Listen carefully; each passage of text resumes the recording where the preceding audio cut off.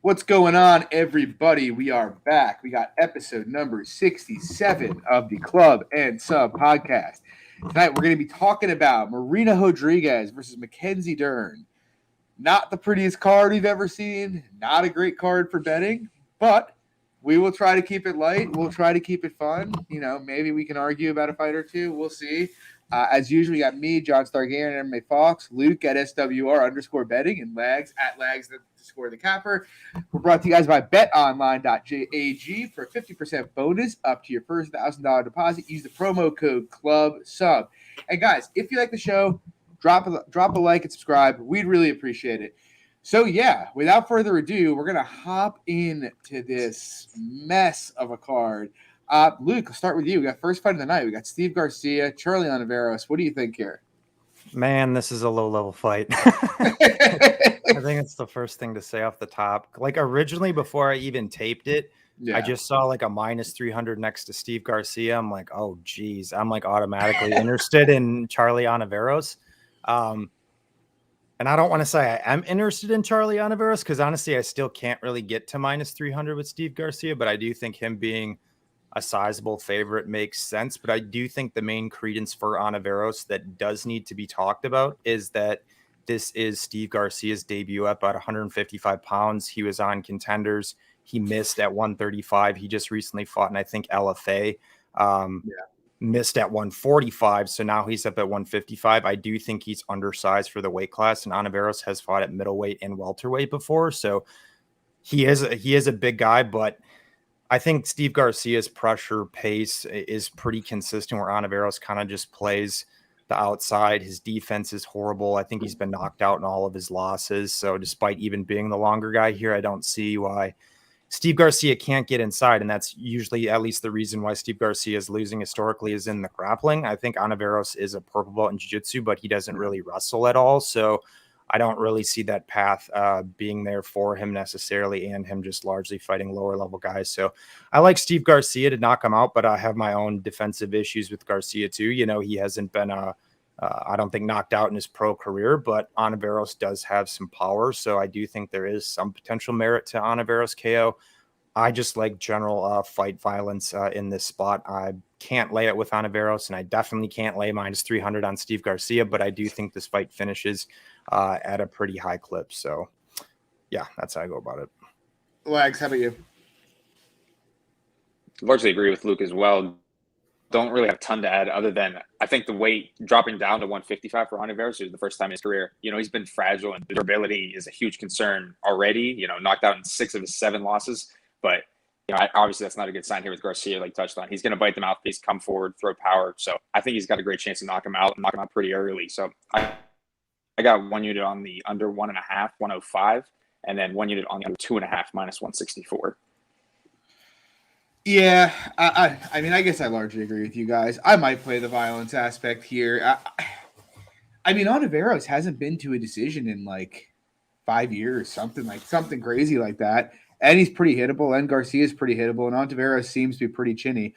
In terms of the fight itself, Luke, I think you summed it up well. I mean, Onaveros is a lot bigger than Garcia, and so I do give some credence to the fact that maybe he could just, I don't know, make things confusing and give him some fits. But I mean, I largely think Garcia is probably better everywhere. I agree he probably shouldn't be -300, but I struggle to feel well enough about this fight to actually make a bet on Charlie Onaveros. So, yeah, I don't have much else to add here. We'll move on. We got Lupita Godinez taking on Silviana Juarez. Lags, did you look at this? I had not looked at the new girl at all. All right. I literally just taped this right before we hopped on the show, and I might play Godinez. I'm seeing some -230s out there right now. I'd like a better number. I saw when it opened, it got bet down to like -200. I guess I see what people like in Juarez. She seems to have a decent jab and a decent low kick, but beyond that, I just don't really see a ton. I just don't really see where she's going to trouble Lupita here. Like, sure, her boxing in theory is good technically, but she's very, very hittable in the pocket. She doesn't really throw extended combinations. All of her kicks, which is probably the best asset of her game, are thrown naked pretty much. Like, I've seen her get clipped by some pretty low-level fighters throwing low kicks. I think she's slower. She's lower output. She's worse defensively. Lupita's a very good boxer. She's the much better boxer here. She's got the faster hand. She hits harder. She's almost certainly the better grappler. And Lupita's going to go forward and put her on the back foot. Also, like Godinez was like minus 300 against Jessica Penne, and now she's minus 230 against this Journey woman who, if you actually look, she fought Ariane Lipski a few years ago, and she lost that fight convincingly. She hasn't, other than that, she's been fighting really nothing but trash. So I'm not like dying to play minus 230, but if it gets a little under that, I might. Like, I think I'd like minus 200 with Lupita. What do you think, Luke? Yeah, so I think it's a decent spot for Godinez. Honestly, I don't think I could lay it at this price, though, personally, just with some of the hitability concerns I have with Godinez. And like you said, I mean, this Juarez chick, I mean, she has shown some aggressive components. She seems to be actually reasonably decently sized for the weight class, but short notice. I guess more so my issue with Godinez is the fight IQ from last fight. I don't think, the style dynamic here has really any transparency to the Panay fight, but just that in and of itself just kind of has some concerns with me. But to your point, I think she probably has her covered everywhere, but it does seem to just be a kind of a pitter-patter WMMA fight where both girls are going to land strikes. This Juarez chick does seem to be pretty tough despite her hitability, so I don't know if I'm necessarily clamoring to play Godinez at this. I'd be curious to see what her decision line might be, though, because I do think this Juarez chick is tough enough, and where Godinez probably just wins a reasonably decisive decision. Godinez doesn't really. I don't think she has a KO in her career yet, to be honest with you. So not as a pro. I think she might have some as an amateur. But she may. But I'm gonna stay with you here, Luke. Moving on, we got Damon Jackson versus Charles Rosa. What are your thoughts here? Yeah, probably my strongest take on this card because I don't really have many other ones, but I think it's a pretty decent spot for Damon Jackson. I guess off the top, Rosa obviously has that wheezability on the feet per se, but I think Jackson's actually, his striking isn't very good, but his losses, I think, need to be noted. Like, he's getting beat by pretty solid guys, getting sparked by dudes who hit reasonably hard, and Rosa, that's not really his game. He's not high output despite playing that like pitter patter game. He's not really a very good minute winner at all. So I don't really see him, pacing Jackson on the feet. I don't see him knocking out Jackson. And then we just know that Charles Rosa defends takedowns at like 37%, and he's willing to play guard from his back. I think Jackson is the better wrestler, and I actually do think he's the better grappler in this fight personally. So we could see, I guess where I could be wrong if it goes to the ground and then it just turns into like this big scramble fest there. But I do think Jackson just has shown better positional control components personally, where we've seen Rosa controlled on bottom multiple times. Really, the only time that's happened to Jackson was against Bektic, who's probably, one of the better wrestlers we've seen in the 145-pound division in UFC history. At least the stats would suggest that. And he was able to go out there and sub the dude for the first time in 17 fights, despite losing the large majority of minutes there. But I don't know. I think it's a decent spot for Jackson. I was a little surprised that actually the market kind of bet into him here, just because I thought sentiment on him might be generally lower. But nonetheless, I grabbed him 164. So we'll see. But I like Jackson. Oh, Alex, how about you? Yeah, I think that's a solid number you got there as well, Luke. And yeah, that's kind of like my issue now, like where it's at now, minus 200. I don't really love the price, but I think that Jackson in itself, his archetype is a solid one to beat Rosa more often than not. I think his wrestling, his pressure, I think he's got a solid chance to win the decision. So I like Jackson obviously in the spot, but minus 200, not just rushing to lay that. Yeah, Lags, you did a good job summing up the thoughts for me. Like, honestly, like before I taped it, I was like pretty sure I was going to bet Rosa here. I guess Luke and my opinion diverged somewhat there. Like, I mean, look, I agree with just about all your takes about Rosa as a striker, but I just think he's a much better striker than Jackson personally. Like, if this was a kickboxing match, I'd have Rosa as like probably like 60% in that kind of a fight. The problem for me is like, we say it. I say it every time we break down Charles Rosa, but it's like, how did Ricardo Boborio give this guy a black belt? Like, it really, other than like his pure submission defense, the guy just doesn't really demonstrate any kind of IQ when it comes to his jiu-jitsu at all. On top of which, I don't think Jackson is the best wrestler in the world. And I don't think I don't think he does a very good job of setting up his takedowns in space. But Rosa just doesn't really provide resistance. Like when you get there to him, it's like Condit-esque. And like, it's funny because rewatching the James fight, the first time he got taken down, it's like he actually got to a hip and worked for an underhook. And it's like, oh, maybe Charles is learning. And I'm taping the fight and thinking that. I'm like, let me see that in the next takedown. And sure enough, next takedown just immediately starts attacking from guard. And I'm like very confident that Jackson's not getting subbed from guard here. Plus, his nickname is the Leech, specifically because he just doesn't provide really any space on top at all. I think there are scenarios where Rosa could win this fight, if he does maybe provide a little bit more resistance and tries to get up and Jackson slows down. But like I said, I wanted to play Rosa. It's like if I bet Charles Rosa and he gets top controlled for 12 minutes, I'm going to go fucking hang myself because it's like I just threw away money and I knew this was probably the outcome. I think if he decides he wants to get up, he can make this an interesting fight. But, at this point, Charles Rosa kind of is what he is. And we know Damon Jackson's going to proactively try to wrestle him. It's just hard for me to get behind Rosa, even as a dog, in that kind of a matchup. So it's a pass for me. Moving on, we got Alexander Romanov taking on Jared Vanderaa. Luke, what are your thoughts here? Yeah, I think it's a pretty bad style matchup for Vanderaa. Obviously, just what we've seen from him on bottom. He's a black belt in jiu-jitsu, but he's actually been subbed, I think, more times than he's actually subbed people, to be honest. And, the Spivak fight, not a particularly great look. I think 82% of Romanov's fight time has been spent in the grappling in the UFC. I still don't like how he closes distance. He kind of just bowls his way in, overhands and stuff. I still am pretty convinced he's going to get knocked out one of these days, but I just think that overall window for Vanderaa to land that shot is going to be relatively small. And historically, Vanderaa isn't like the biggest, one punch guy at heavyweight either. So you put all that into the soup with how bad he's looked on bottom. It should be a solid spot for Romanov. I think he probably can get him out of there early. I don't necessarily know if he subs him, but I guess I'm more bullish on that. He probably can if he just throws strikes, beats him up a bit, and then Vanderaa probably just takes his ball and goes home. But yeah, we'll see. No play for me though. Lags, what do you think? Yeah, to be honest with you, I don't know why the matchup's even happening. I mean, I know he's had a close fight with Juan Espino. I mean, whatever you think of the outcome of the fight, close fight. So why we, putting this fight together where he's looking, minus 600. But nonetheless, I think the best way to target this fight, instead of the under 1.5 that I'm waiting on, the FanDuel's going to open the round 1, round 2 prop. If that's around, that minus 150-ish range, minus 160 range, I wouldn't mind poking that. But outside of that, I mean, that's about it. I think this should be fairly easy work for him as well. Yeah, I agree. I'll make it a triple there. It's funny because you're right, Luke. He is touted as a jiu-jitsu guy. He's also touted as a wrestler, allegedly, Jared Vanderaa.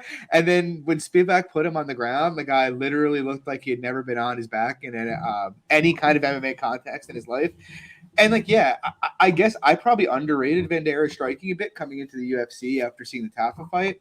And I'm pretty much looking to fade Romanov against any decent defensive grappler at this point. I think he's a terrible striker, and I honestly think his wrestling is really sloppy.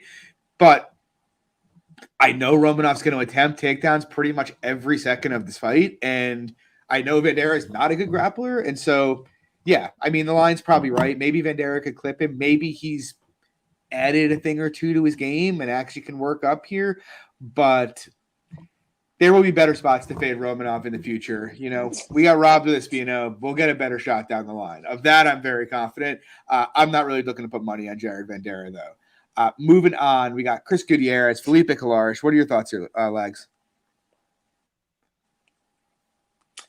To be honest with you, I think just with this number, with Gutierrez at minus 270s, I think it's tough to lay it just because the pressure and the forward pressure and the takedown heavy game of Claros. But I don't know. I just kind of do think that Gutierrez, just at the end of the day, he's going to win that decision. I think just his power and the striking on the feet. I think he's just going to be able to just win a decision there. I think he's going to be able to keep it on the feet. It's a weird fight, and I'll be honest. I have been considering potentially taking the shot on Claros. The problem, Like Gutierrez, I still am pretty firmly in the camp that Luke or Gutierrez, depending if we believe or not that Luke is Chris Gutierrez or not Chris Gutierrez. I But should have trimmed it up this week. You should have took the hat off. You gotta put the hair up. But Gutierrez is a specialist, right? Like, I don't think his hands are Yeah. particularly good. He's an okay defensive grappler, but really, his entire game revolves around kicks. And so that kind of guy who literally all he's going to do is throw low calf kicks, it's like for him to justify minus 275, or for him to not justify it, all the guy that he's fighting has to do is kind of figure out how to deal with them. So far, that hasn't really happened to him in the UFC a whole lot. Is Felipe Claros going to be that guy? Maybe not, but I don't think Claros is going to do the Vince Morales and stand back and just let himself get kicked till he gets stopped. He is going to try to grapple him here. Claros did have some success grappling Montel Jackson. We saw Gutierrez have some issues with Cody Dern, I believe, right? Took him down, took his back for a round. Claros has good jiu-jitsu too. I don't think Gutierrez is a bad defensive grappler, but I don't think he's a very good one either. And so if Claros does what he needs to do, which is get in his face and make it a bit of a mess, I think he makes this a fairly competitive fight and is probably, if it goes 15 minutes, going to have a couple moments where he can either finish Gutierrez or put him in a dominant position. So I haven't played it, but I'm thinking about it. My issue really is just there's a huge athleticism gap between the two of them. And the reality is, better fighters than Claros have not yet been able to solve the puzzle it is Gutierrez's low calf kick game. So I'm torn, but I am leaning Claros here. What do you think, Luke? Yeah, I definitely hear that too, because going into tape, even with the chalky number, I was actually almost convinced that I was going to bet Gutierrez. And then after watching it, I was like, nah. To be honest, I guess I'm not really in the camp of getting there with Claros either. But yeah, I guess that's the main fight that was disconcerting for me was the Dern fight.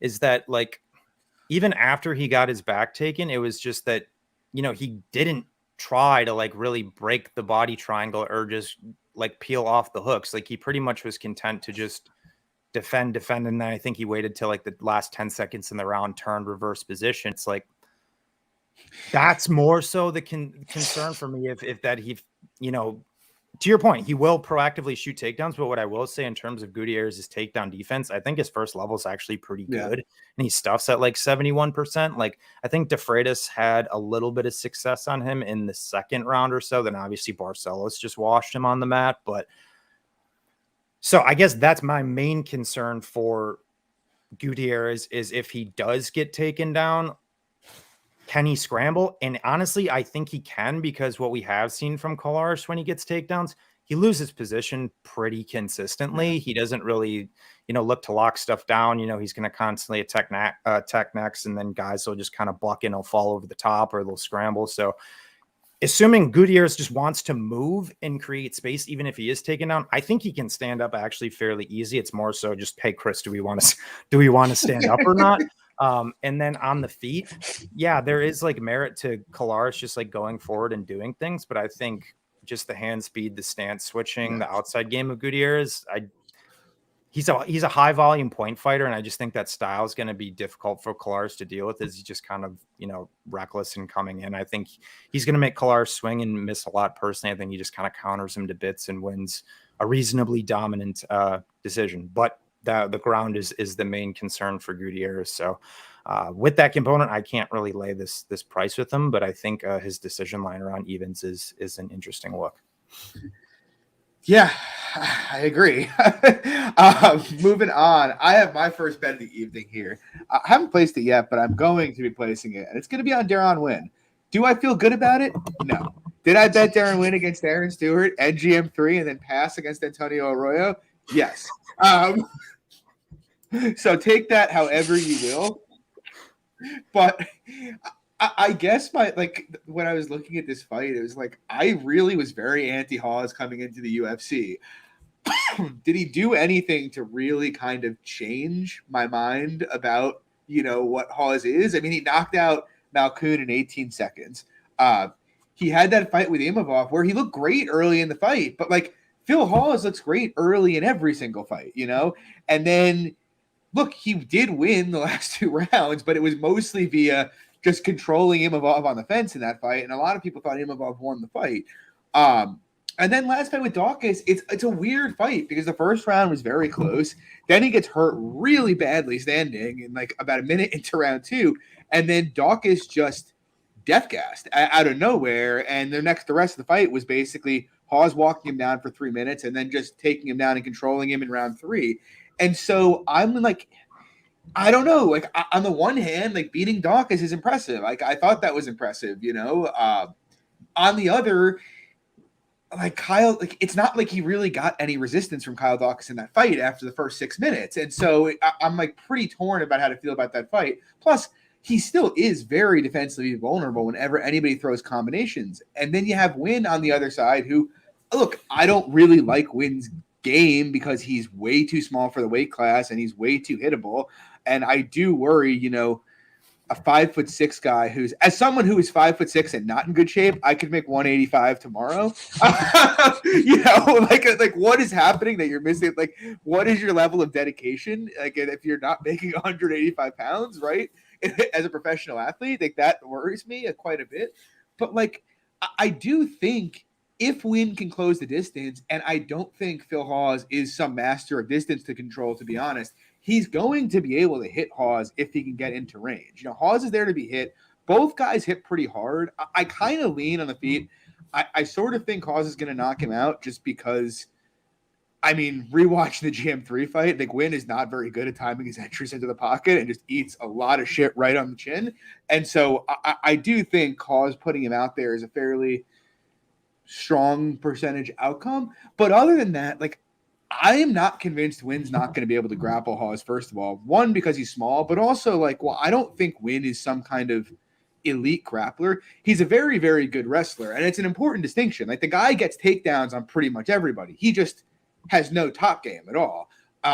But, Wynn's work rate is going to be pretty high between takedowns and him trying to press forward. And so I do think he's going to test Hawes' gas tank. And, the reality is he hits hard, and Hawes is pretty fragile. And so while I think Hawes is the far more skilled fighter with a strong chance to finish him, with all the issues I have with Hawes' game and with Wynn's in particular style, I just can't get past Hawes like 65% here. So, like, I'm not confident in Wynn, but I am going to bet him here just because I do think there's some value on him. What do you think, Luke? Yeah, so I kind of played the other side, obviously not on the money line, but I actually took Hawes KO for a unit at plus 150. I think he's like 7 inches taller with an 8-inch reach. I think he's just a better athlete. And going back and watching it, I guess I'll say off the top with Wynn, I do think if you are to bet a money line, I do think Wynn is the side. I mean, I can't really get there necessarily, minus 300 with Hawes. I think I put him 66% personally. So it's a situation where I guess would I rather bet Wynn or just bet the most likely outcome of the fight? In my opinion, still at a plus number, which is a Hawes KO. So that's the option I decided for. But yeah, just going back to the GM3 fight, he obviously got dinged before the sub, was getting hit pretty clean. Stewart dinged him pretty good in the fight too. I just think Hawes is probably the best striker that he's fought, and I just don't really like how he kind of closed distance. And I think just when everything he throws tends to be pretty winging and pretty predictable. He kind of just drops his head. And I think Hawes is going to be the first guy to put him out. But, if this fight is extended, I definitely hear the argument for him to just potentially be doing more. But I'm curious to really see how the wrestling plays here, if it does come into play, just because we haven't seen really much of either guy on bottom. Obviously, Hawes going back to like the Marquez fight, but I think that was like after he got dropped or something. He wasn't actually wrestled, and we haven't really seen Wynn on bottom either. So it'll be curious to see if the two wrestlers decide to have like a dick measuring competition and just not throw strikes and decide to see who can wrestle more, or conventional wisdom is that the two wrestlers cancel each other out and they let it fly on the feet. So at plus 150, I like Hawes to put Wynn away for the first time. This comment bite right here by Tim Dorner, that is the Electric Factory.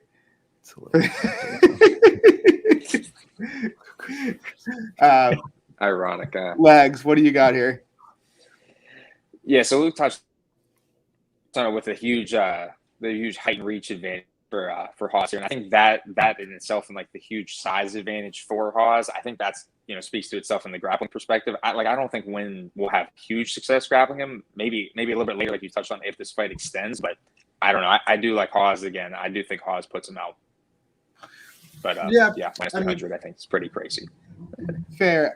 PayPal mentioned, why aren't we talking more about Hawes landing takedowns? I just think Wynn's going to be a bit harder to wrestle. I mean, he has been taken down twice, but it's mostly been, in fights that have been striking heavy. But yeah, I mean, I don't disagree with either of you guys. I did put in my own capping of it. I think Hawes KO is probably close to 45% outcome, to be honest. I just if it doesn't if it goes to the cards, I don't feel very good about a Phil Hawes ticket, especially because unless Wynn just stands there and just lets him tee off, Wynn's usually either throwing strikes at a high volume or trying to wrestle. He's going to be making it the kind of fight that Phil Hawes has kind of broken in the past. So, yeah, I mean, I agree with you guys. I think the KO is probably the most likely outcome of this fight from Hawes. I just kind of think the ML is a bit on the wide side. But moving on, we got Mariah Agapova taking on Sabina Mazo. Lags, any thoughts here? Another weird fight on this card, really just to roll this out. And just because I think that, obviously the last performance from Agapova, Bobson, huge cardio performance that we saw there, depletion we saw there. And, I think that's kind of what speaks into this fight. I don't really understand why anybody would be backing Agapova in this spot. I would really need to see one solid performance cardio wise from her. And it's kind of weird. I just think Mazo's a decent contender enough that I don't understand the matchmaking. I would think put Agapova in a better style.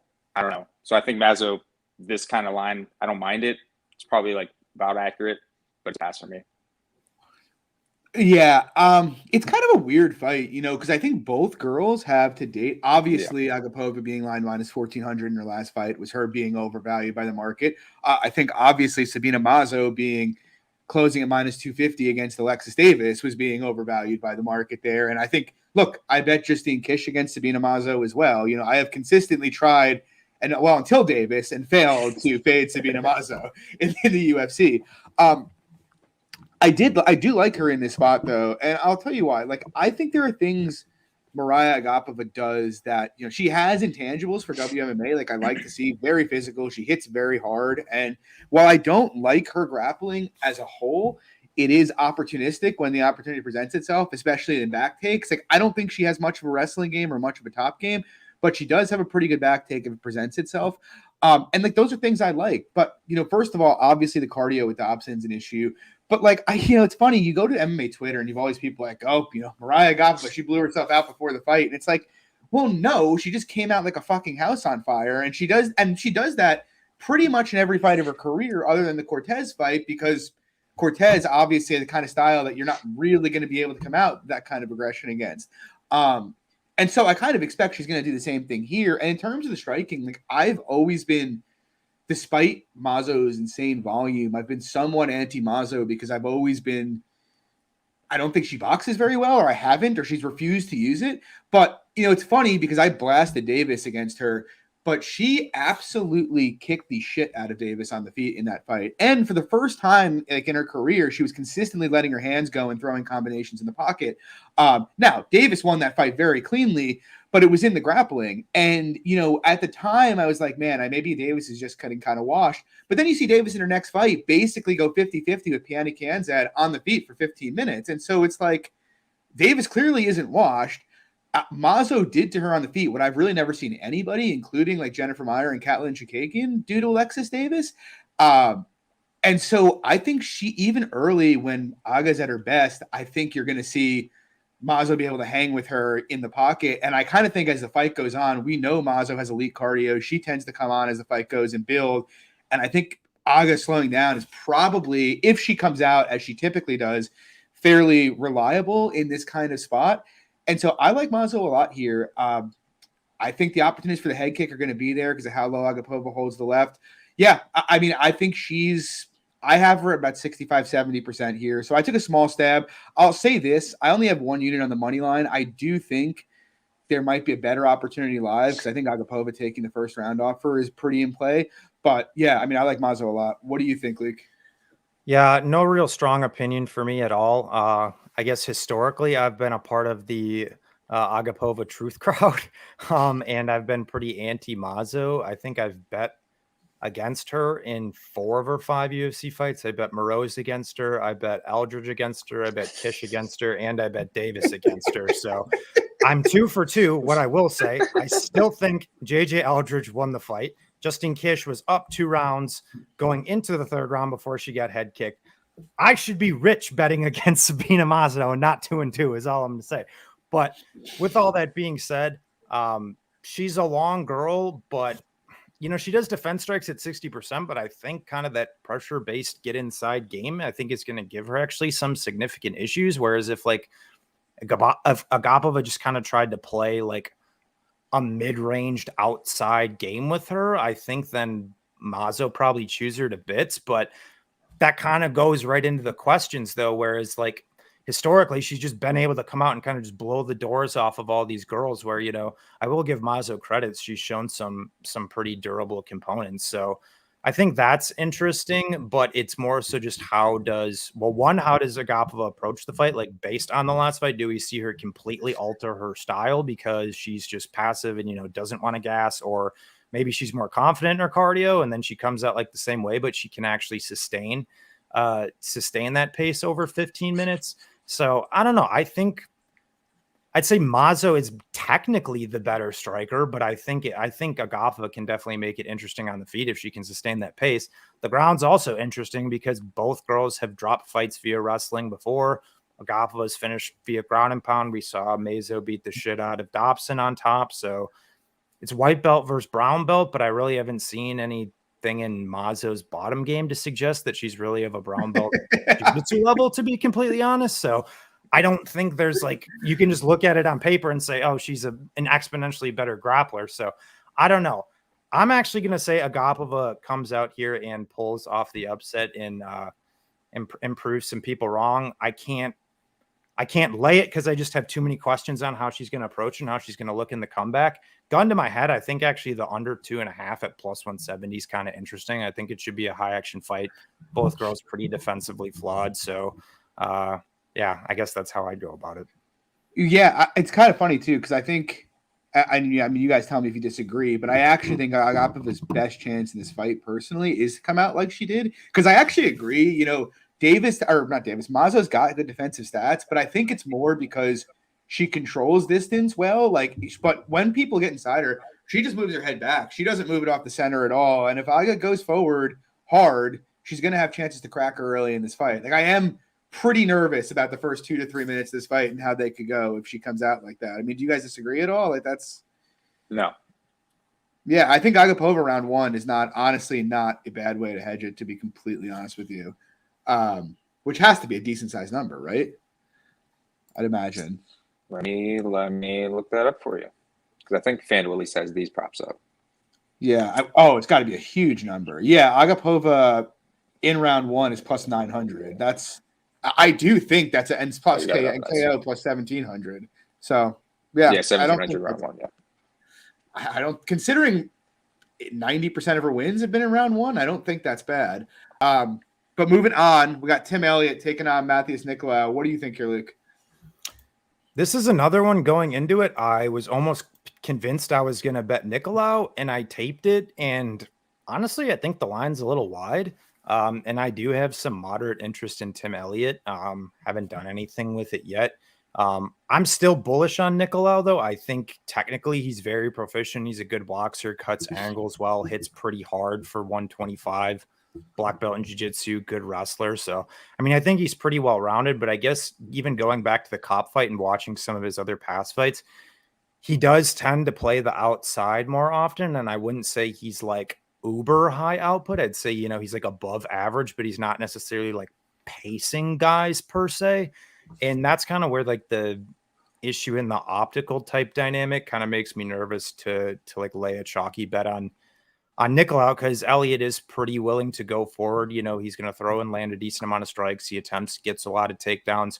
So it's like, how much success, can Elliott get off on his general volume game? Can he have any sort of wrestling success on Nicolau? Because I don't think Nicolau's been taken down in the UFC a couple times regionally. But so yeah, I guess the concern for me is more so if Elliott doesn't get put out, because I actually do think he's somewhat live to get knocked out, despite him not getting finished recently. The guy has shown to be pretty hittable. He's been hurt on multiple occasions too, especially the Askarov fight, not the greatest of looks. And then even on the ground, he just kind of works in like a scrambly way where, to get out of stuff, but he, also puts himself in danger in some of those transitions. And Nicolau, I think, is a good enough grappler to potentially finish him there. But it's just a fight that I have a lot of question marks on, whereas if this fight hits the cards, I should say, I don't know if I would feel good about having like a minus 200 Nicolau ticket, put it that way. Lags, how about you? Yeah, just another fight that I think the line's just gotten a little bit too wide. Like, I like the Nicolau side again. Like, I think the striking here, I think, is fairly one-sided. Like, even though the output isn't as high, I think just the power that Nicolau has and just the amount of times I think he's just going to be able to connect on Elliott here is just going to be a ton while it's on the feet. And then, like, I don't know. I think he'll, like, again, like you touched on, we haven't seen him, face this type of offensive grappling before. But I think largely what I've seen from what it seems like, he seems fairly decent in the grappling realm. So I think I like Nicolau on the spot, like I said. But minus 200, I think it's getting a bit wide. Yeah, I'm right there with you, Luke, on this one as well as the Gutierrez one. Like, I saw the line and I was like, I might max bet Nicolau here. I'm generally very, very high on Matheus Nicolau. I think he's one of the best pure strikers in the division, but like, I would trust him against better fighters than Tim Elliott, who are just more aggressive on the feet, are going to come into his realm where he can just kind of jab and counter them. And look, he is a pretty good grappler, kind of how you touched on. I guess my big concern after leaving it was there's not really a ton of footage of Nicolau on his back, like, period, throughout his career. But the footage that there is there, I really haven't liked. He got put on his back by Felipe Efren twice. One time he got held down for a minute until the end of the final round. The other time, this is in Brave CF. The other time, he was held down for a while and went for a heel hook and managed to get out of the position that way. And then I saw him held down ages ago by Bruno Correa, who is not good at all, and get held down for about 2.5 minutes there. And look, I mean, maybe that's different, but the Efren fight wasn't that long ago. And kind of to your point, Luke, no one's really wrestled him in the UFC, but Tim Elliott is like a very fucking good wrestler. Like, far, far, far better than anybody he's fought, except maybe Dustin Ortiz, except that fight was over before any grappling even happened. And so I'm looking at it, and like in my head, I'm like, Nicolau's minus 200 now. Is there a scenario where Nicolau looks better than minus 200? Like, I struggle to see it, because even in Nicolau beating him up on the feet, Nicolau's pretty low volume and he can make it look clean on the feet, but Elliott's going to do things and he'll probably be on the front foot. And so his margins are going to be pretty thin there. And then, when it comes to the grappling, like I said, maybe it turns out Nicolau's jiu-jitsu is just so much better. He subs him at a very high clip. Like, I think that is somewhat live, because Elliott will put himself in some positions where he can get submitted. But I think there's like a chance that hindsight Elliott could look like a decent sized fave. Like, if it turns out Elliott can hit takedowns, and he may be able to, again, the data on Nicolau's defensive wrestling, there's just not a lot of it. And if he can hold him down, Elliott could actually look like a decent favorite here. So I'm going to bet Elliott. I actually kind of think this should be about even money, with the caveat that if it turns out Nicolau has the requisite defensive wrestling, he's going to piece him up and win this fight pretty easily. And if it turns out he can't, he probably just gets grinded for 15 minutes. It's a very binary fight in that respect. I just feel like there's a lot more knowns on the Elliott side. And at plus, 170, 180, I'm pretty willing to take, a decent sized stab at this, to be honest. But moving on, we got the co-main. John, last thing I'll add too on that fight. The only thing, like, I would say, like, on the Elliott side, like, is a little worrisome is like the guys having success over, like, the wins, I would say. Like, the guys are barely UFC caliber. They're barely holding on to jobs, and all of them are pretty much cut at this point. Jordan Espinosa, Ryan Benoit, and Mark De La Rosa. So it's like he has moments of success, but like I think Nicolau's a solid top 10 guy. It's like I don't disagree with you, but like, look at the guys Tim Elliott has fought, though. Like, the level of competition, it's crazy.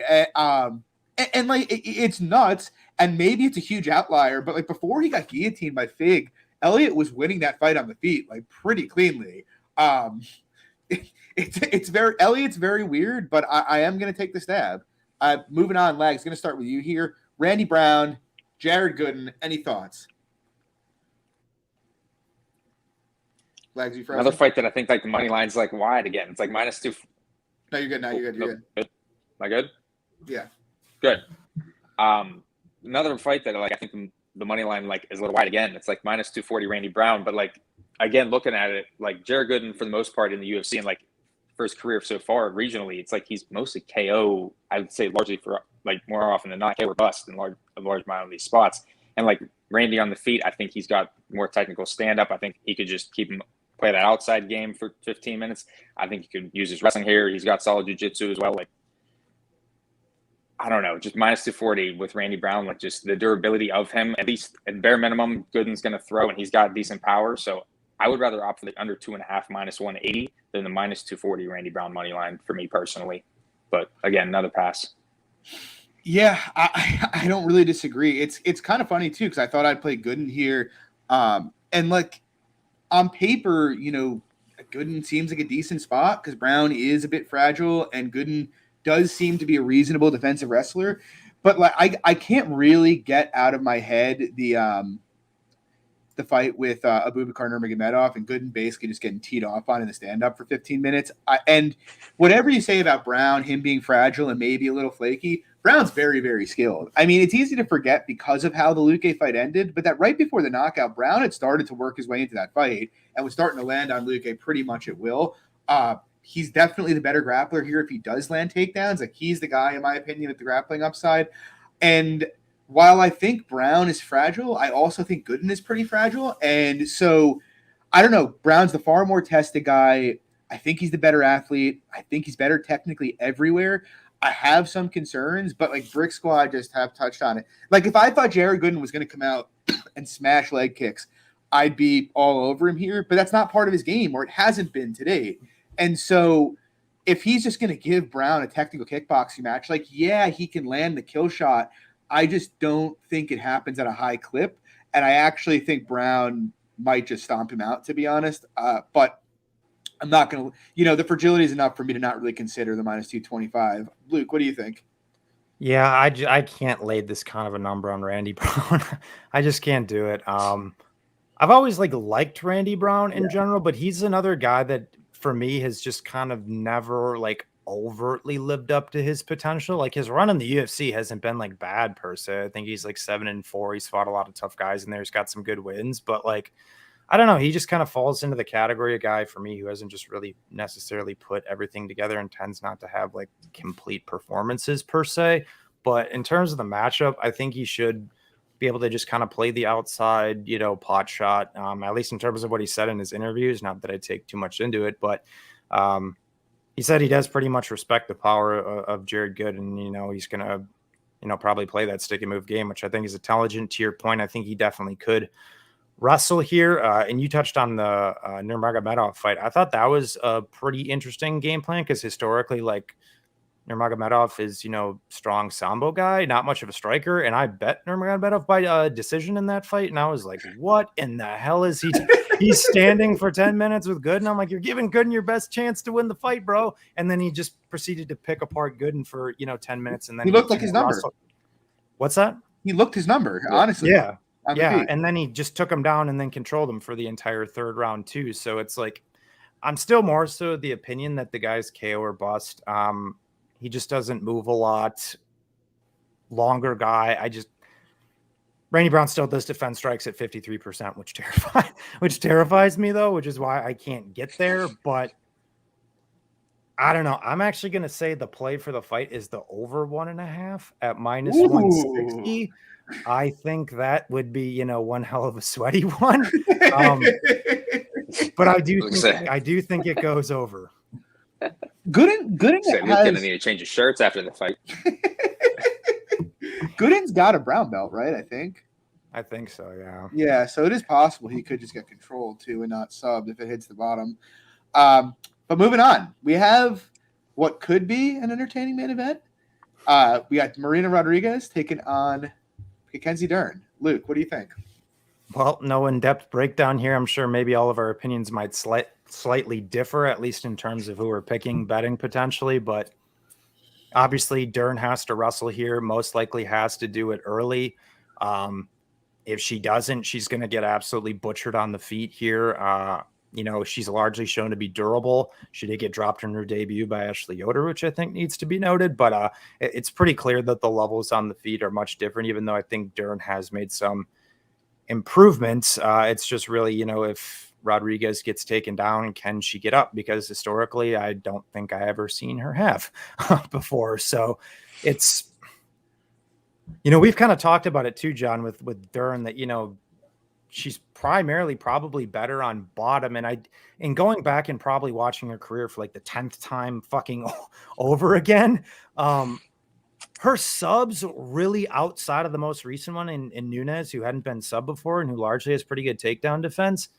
Outside of that, her subs really haven't been that impressive. Hannah Cyphers, re-engaged on the ground. Randa Marcos, re-engaged on the ground. Then she submitted ABC, who can't grapple at all, is now out of the UFC. So I'm not saying she's not a good grappler. That's not my point. I'm just saying like the sequences of how the subs have happened historically aren't like, okay, take you down, pass your guard, mount you, ground and pound, back take, choke. It's not like your conventional, I guess, ground sequences necessarily. That's not to say she can't, but talking point 3 rounds to get Yoder down. That too. And honestly, Yoder probably would have won that fight if she didn't fuck up in the 3rd round and lose position. She very well could have won that fight. But the other main talking point, Dern only lands takedowns at 10%. But if she is able to get Rodriguez down, she is of the caliber to submit Rodriguez. I know that Rodriguez has fought some good grapplers in the past. Her guard retention, I think, has improved in general, but she's still getting passed and mounted and pounded and 10-8'd and all that stuff. So Dern, I think, is the type of girl that will make her pay for that. But if she doesn't, it's just one-way traffic on the feet for Rodriguez. So it pains me to say it in a WMMA fight where there's a strong grappling component for me to pick the striker and say the striker is the value side. But I think Marina is the value side, at least at the price tag. If you wanted to play a violence-based approach, I don't think that's terrible either. I think Rodriguez KO is plus 300, which I think is an interesting number, especially since you got 5 rounds to potentially work with to get her out of there. If you wanted to play fight doesn't go under 3.5, under 4.5, some of the alt totals under 2.5. I don't really hate either. So, it really just depends on how you look at the fight. But from a money line, I actually do think Marina's the side. Lags, how about you? Yeah. So speaking of those alt totals, another main event and another alt total, I have a bet here. So I have a 1.5 on the fight doesn't start round 4 at minus 112, and kind of similar to the last main event, like we touched on. I think this is pretty binary fight. I think this is, pretty early. I think that pretty much any time that this fight hits the ground, I think Dern is live for the sub. But that's kind of the issue. We touch on this all the time with Dern. Her wrestling's not that great. Her wrestling's not that great. But, the fight hits the ground, touched on, she finds herself getting submissions out of nowhere. The weird transition. So, really anytime this fight hits the ground, I think it's dangerous for her to get a sub. And then, like you touched on the feet, it's one-way traffic. Marina should be able to find a TKO if it stays long enough. Yeah, I think Brick Squad in the comments made probably, I think, the most important key to this fight. It's how much do you rate the Nina takedown, which is 1 takedown, right? But at the end of the day, and we were convinced it wasn't going to happen. Yeah, right. And the thing is here too, it might only take 1 takedown. Yes. So I just, it's weird because that's really where I am, because it's I was so certain she probably couldn't get takedowns against Nina, and if she did, Nina would work up. And then she got the first takedown she attempted, got on top, finished the fight. And, kind of to your point, Luke, look, I give Mackenzie Dern all the credit in the world. She's probably the best female Brazilian jiu-jitsu practitioner ever. But, outside of the ABC fight, who she dropped first, she's never really taken RNC'd anybody or anything like that. It's a lot of arm bars. I think, did she have an omoplata against Randa Marcos? Knee barred Cyphers. Yeah, she knee barred Cyphers. but yeah, I'm just like, I'm thinking to myself, and I'm still haven't decided, how, if I want to bet the fight or not. Because it's like, can I really project Mackenzie Dern to land like 2 to 3 takedowns or more because of one takedown against Nina? And I don't really think I can get there, to be honest. And so if I can't get to more than 2 or 3 takedowns, the question is, how easy do they come? Well, I mean, Amanda Hebos is a better wrestler than Mackenzie Dern is. I'm very comfortable saying that.